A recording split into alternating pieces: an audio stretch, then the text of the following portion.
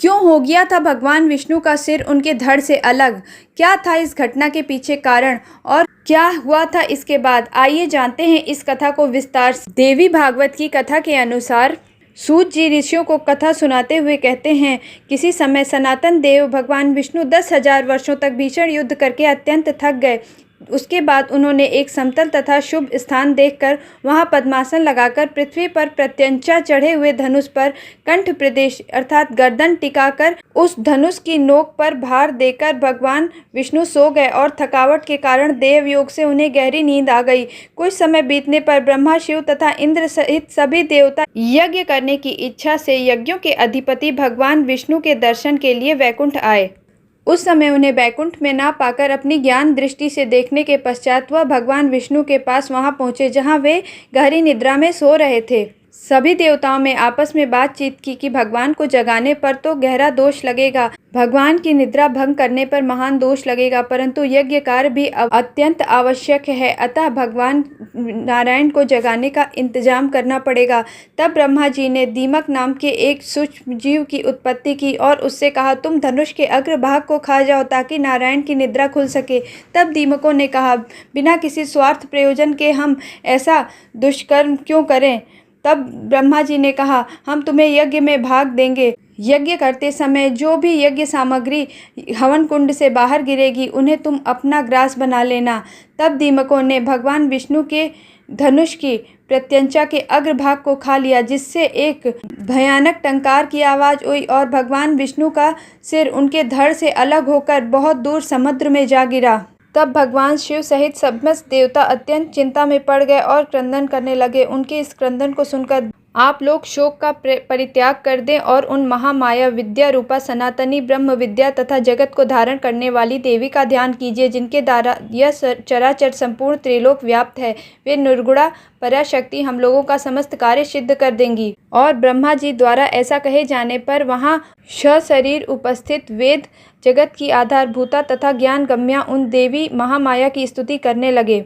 वेदों द्वारा इस तरह स्तुति करने पर महामाया भगवती प्रसन्न हो गईं। उसी समय देवताओं को सुख प्रदान करने वाले शब्दों से युक्त देवी ने उनसे कहा, हे देवताओं, लोग किसी प्रकार की चिंता ना करें और स्वस्थ चित्त रहें। मैं आपके स्तवन से परम प्रसन्न हो गई हूँ। देवों, यह भगवान विष्णु के सिर और छेद की घटना क्यों हुई, आप इसका कारण सुनिए। क्योंकि इस लोक में बिना कारण के कोई कार्य कैसे हो सकता है। एक बार अपने समीप बैठी हुई अपनी प्रियतमा सागर पुत्री लक्ष्मी का चित्त आकर्षक मुख देखकर भगवान विष्णु हंस पड़े। उन्होंने सोचा, भगवान विष्णु मुझे देखकर क्यों हंस पड़े? मेरे मुख में विष्णु जी द्वारा दोष देखे जाने का आखिर क्या कारण हो सकता है? और फिर बिना किसी कारण के उनका हंसना संभव नहीं हो सकता। मुझे तो ऐसा प्रतीत होता है कि उन्होंने किसी अन्य सुंदर स्त्री को मेरी सौत बना लिया है। इसी विचार मंथन के परिणाम स्वरूप लक्ष्मी जी नाराज हो गईं और उनके शरीर में तमोगुण संपन्न हो गया। तदंतर किसी दैव योग के प्रभाव से और देवताओं के किसी कार्य को सिद्ध करने के उद्देश्य से ही उनके शरीर में तामसी शक्ति प्रबल हो गई। तब लक्ष्मी जी के शरीर में तामसी शक्ति के प्रबल हो जाने की वजह से वे नारायण से अत्यधिक क्रोधित हो उठी और उन्हें मंद स्वर में उन्होंने कहा, तुम्हारा यह सिर कटकर गिर जाए। ऐसी घटना देवताओं के किसी कार्य को सिद्ध करने के लिए ही रची गई होती हैं। इसी उद्देश्य से तामस गुण का लक्ष्मी जी में प्रधान हो गया और अपने ही सुख को नष्ट करने वाला श्राप उन्होंने दे दिया।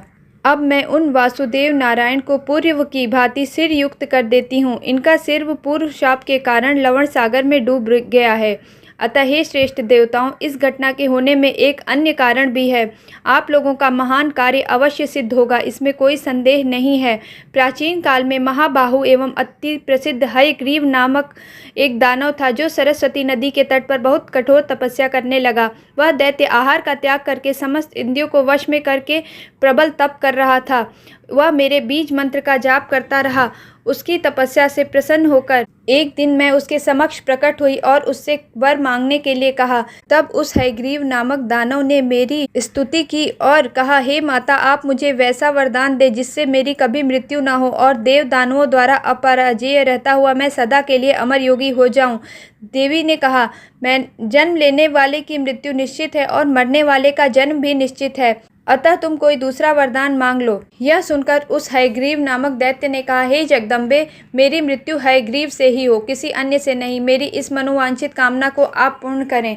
देवी बोली, हे महाभाग, अपने घर जाकर अब तुम सुखपूर्वक राज्य करो। हयग्रीव के अतिरिक्त किसी से भी तुम्हारी कदापि मृत्यु नहीं होगी। उस दैत्य को यह वरदान देकर मैं अंतर्ध्यान हो गई और वह भी परम प्रसन्न होकर अपने घर लौट गया। वह दुष्ट आत्मा इस समय मुनिजनों तथा वेदों को हर प्रकार से पीड़ित कर रहा है और तीनों लोकों में कोई भी ऐसा नहीं है जो उसका संहार करे। अब इस अश्व का मनोहर सिर इसके धड़ से अलग करके इसे विष्णु के धड़ पर स्थापित कर दो। देवताओं से यह कहकर भगवती शांत हो गईं। तब देवताओं ने देवशिल्पी विश्वकर्मा से कहा, आप विष्णु के धड़ पर घोड़े का सिर जोड़कर देवताओं का कार्य संपन्न कीजिए। वे भगवान हयग्रीव ही दानव श्रेष्ठ दैत्य का वध करेंगे। देवताओं का यह वचन सुनकर विश्वकर्मा ने अति शीघ्रता पूर्वक अपने खड्ग से देवताओं के सामने ही घोड़े का सिर काट डाला। तत्पश्चात उन्होंने घोड़े का वह सिर अविलंब विष्णु भगवान के शरीर में संयोजित कर दिया और इस प्रकार महामाया भगवती की कृपा से वे भगवान विष्णु हयग्रीव हो गए। कुछ समय बाद भगवान का हयग्रीव से भयानक युद्ध हुआ। अंत में भगवान के हाथों हयग्रीव की मृत्यु हुई। हयग्रीव को मारकर भगवान ने वेदों को ब्रह्मा जी को पुनः समर्पित कर दिया और देवताओं तथा मुनियों के संकट का निवारण किया। संसार में जो भी प्राणी इस पवित्र कथा का श्रवण करते हैं वे समस्त पापों से मुक्त हो जाते हैं, इसमें लेश मात्र भी संदेह नहीं है। महामाया भगवती का चरित्र अति पावन है तथा पापों का नाश कर देता है। इस चरित्र का पाठ तथा श्रवण करने वाले प्राणियों को सभी प्रकार की संपदाएं अनायास ही प्राप्त हो जाती हैं। प्रेम से बोलिए श्री राधे।